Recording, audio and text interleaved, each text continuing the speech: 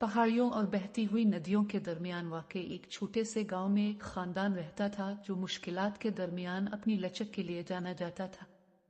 वालिद उमर एक मुस्तैद किसान थे और उनकी अहलिया आयशा ने अपना वक्त अपने बच्चों की परवरिश और उनकी कम मिकदार में फसलों की परवरिश के लिए वक्फ किया जो वो उगाने में कामयाब हुई। फिर भी इनकी अनथक कोशिशों के बावजूद इनकी पैदावार अक्सर खानदान की फराहमी के लिए नाकाफी थी। जैसे ही रमजान करीब आया, उमर परेशान हो गया।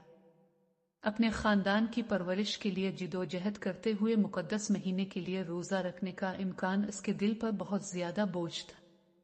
एक शाम जब वो खेतों से वापस आए तो उन्होंने आयशा को अपने बच्चों को तसल्ली देते हुए पाया। वो 2 दिन से मुनासिब खाने के बगैर थे और सूरत हाल संगीन होती जा रही थी। उमर ने जिम्मेदारी का गहरा एहसास महसूस करते हुए घुटने टेक दिए।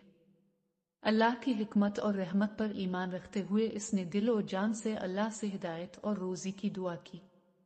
सब्र और ईमान की कदर को जानते हुए वो आने वाली मुश्किलात के बावजूद उम्मीद पर कायम रहे।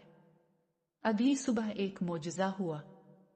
जैसे ही उमर खेतों में निकला, उसने उनके दरवाजे पर 2 बड़ी टोकरियां देखी। हिचकिचाते हुए वो करीब आया और उन्हें चावल, आटा, खजूर और फलों से भरा हुआ पाया।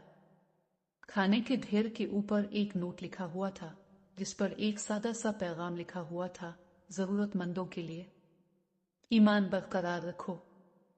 शुक्रगुजारी से मगलूब उम्र और आयशा को मालूम था कि यह अल्लाह की तरफ से एक रोजी है। वो समझ गए कि जिस तरह वो जांचता है, इसी तरह वो इंतहाई पुरस्कार और हैरत अंगेज तरीकों से भी फराहम करता है। कभी भी एतमाद न खोने का अज़्म करते हुए खानदान ने अपने पड़ोसियों के साथ अपनी बरकतों का इश्तराक किया, इस बात को यकीनी बनाते हुए कि रमजान के दौरान उनके गांव में कोई भी भूखा ना रहे। मेहरबानी के इस गैर मुतवक्के अमल के जरिए गांव वालों को अल्लाह की बेहद नेमतों और दुनिया में बरादरी और मेहरबानी की ताकत की याद दिलाई गई।